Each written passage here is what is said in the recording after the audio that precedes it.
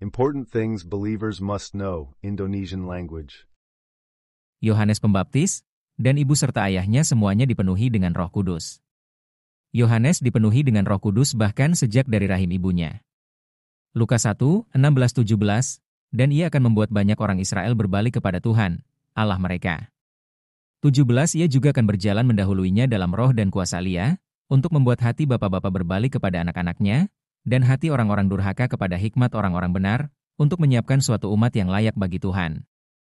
Pertanyaan: apakah Anda percaya bahwa orang yang berkuasa seperti Yohanes Pembaptis akan mengubah tugasnya dengan Tuhan untuk Israel dan membaptis orang-orang bukan Yahudi? Tidak. Yohanes Pembaptis menjelaskan dalam 5 buku, Matius, Markus, Lukas, Yohanes dan Kisah Para Rasul bahwa Yesus lebih berkuasa darinya. Ia berkata bahwa ia akan membaptis dengan air dan Yesus akan membaptis dengan Roh Kudus. Yesus dibaptis dengan Roh Kudus dan pada saat yang sama, menggenapi kebenaran jasmani dan rohani. Lukas 4:1. Maka Yesus, yang penuh dengan Roh Kudus, kembali dari sungai Yordan, lalu dibawa oleh Roh Kudus ke padang gurun. Maria, ibu Yesus dipenuhi dengan roh di ruang atas. Kisah Para Rasul 1, 13-14. Setelah masuk, mereka naik ke ruang atas, tempat mereka menumpang, yaitu Petrus, Yakobus, Yohanes dan Andreas, Filipus dan Thomas, Bartolomeus dan Matius, Yakobus anak Alfeus, dan Simon orang Zelot, dan Yudas anak Yakobus.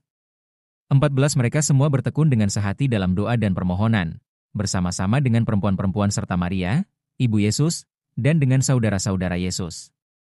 Kisah Para Rasul 2, 1-4. Ketika hari Pentakosta tiba, semua orang berkumpul di satu tempat. 2 Tiba-tiba turunlah dari langit suatu suara seperti tiupan angin keras yang memenuhi seluruh rumah, di mana mereka duduk. 3 Dan tampaklah kepada mereka lidah-lidah seperti nyala api yang bertebaran dan hinggap pada mereka masing-masing.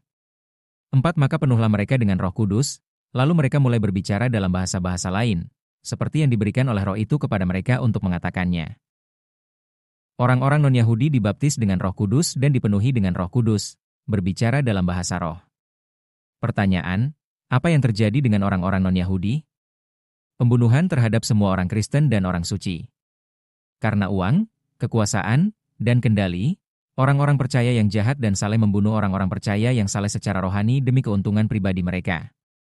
Tampaknya para pendeta dan pemimpin tidak memahami kesulitan yang dialami orang-orang non-Yahudi. Segala sesuatu dilakukan berdasarkan perintah dari Tuhan. Perintah itu berasal dari Tuhan kepada Yesus dan dari Yesus kepada para murid. Itulah sebabnya mengapa perintah diberikan kepada para murid dalam Matius 28:19, karena itu pergilah, jadikanlah semua bangsa muridku dan baptislah mereka dalam nama Bapa dan Anak dan Roh Kudus. Dan Yohanes pukul 20:21, maka kata Yesus sekali lagi, damai sejahtera bagi kamu. Sama seperti Bapa mengutus aku, demikian juga sekarang aku mengutus kamu. Berbicara kepada para murid orang Kristen. Yesus mengutus para murid yang disebut orang Kristen dan orang kudus. Seorang murid adalah orang Kristen dalam Kisah Para Rasul pukul 11:26, dan para murid pertama kali disebut orang Kristen di Antiokhia. Jadi, Anda dapat mengatakan bahwa hanya orang Kristen dan orang kudus yang dapat mengajarkan kebenaran kepada orang percaya karena mereka adalah orang-orang yang memiliki roh kebenaran. Lukas 8:9-10, maka murid-muridnya bertanya kepadanya, katanya, apakah arti perumpamaan ini?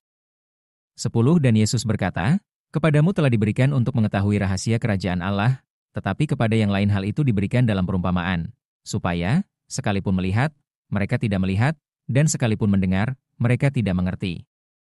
Orang-orang non-Yahudi yang menjadi orang Kristen dan orang kudus dibunuh ratusan tahun yang lalu adalah kesulitannya. Tidak ada seorang pun yang mengajarkan kebenaran kepada mereka. Itu mungkin terdengar konyol tetapi itu benar. Setelah pembunuhan itu, adalah awal dari denominasi. Mereka mulai karena tidak seorang pun yang tahu kebenaran. Mereka tidak tahu apapun tentang bagian roh manusia. Mereka hanya mengenal penyembahan fisik, maka mereka mulai melakukan pembaptisan air, yang hanya diperuntukkan bagi orang Yahudi. Karena tidak mengetahui kebenaran, para pendeta mengajarkan informasi yang salah tentang Yohanes pukul 3:16, karena begitu besar kasih Allah akan dunia ini, sehingga ia telah mengaruniakan anaknya yang tunggal, supaya setiap orang yang percaya kepadanya tidak binasa, melainkan beroleh hidup yang kekal. Banyak orang berkata bahwa jika Anda menerima pengampunan dosa dan keselamatan, Anda akan menerima hidup yang kekal. Itu tidak benar. Yohanes pukul 3:16 mengacu pada Yohanes 3:5. Yesus menjawab, sesungguhnya Sesungguhnya jika seorang tidak dilahirkan dari air dan roh, ia tidak dapat masuk ke dalam kerajaan Allah. Dilahirkan dari air berarti Anda telah menerima roh Kristus, dan dilahirkan dari roh berarti Anda telah menerima roh Allah dan roh kebenaran. Kerajaan Allah adalah hidup yang kekal. Yohanes pukul 3:16 dan Yohanes 3:5 keduanya menyampaikan pesan yang sama. Keduanya mendefinisikan orang Kristen sejati. Anda harus memiliki roh Kristus, roh Allah dan roh kebenaran untuk masuk ke dalam kerajaan Allah dan memiliki hidup yang kekal. Apakah Anda datang ke terang atau tinggal di dalam kegelapan?